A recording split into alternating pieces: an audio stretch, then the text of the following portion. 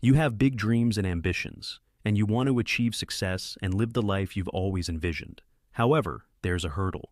You struggle with laziness. You know what you need to do, yet you find yourself not taking action, which leads to feelings of guilt because you recognize your potential. This guilt accumulates over time, turning into acceptance.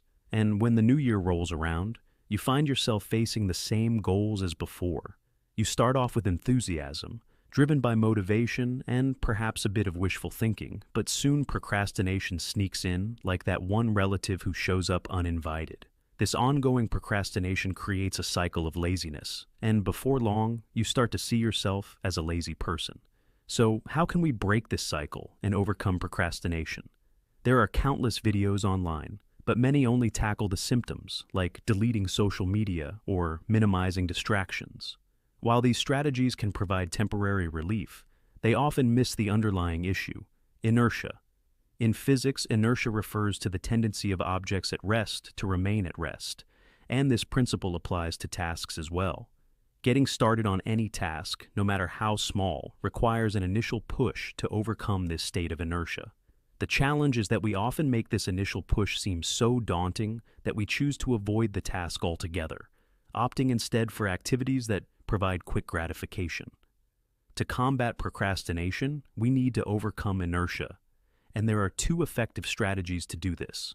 The first step is to make getting started as easy as possible by lowering the stakes and taking the smallest possible action. For instance, instead of telling yourself you need to write a 5,000-word essay, focus on just sitting down to write a single paragraph.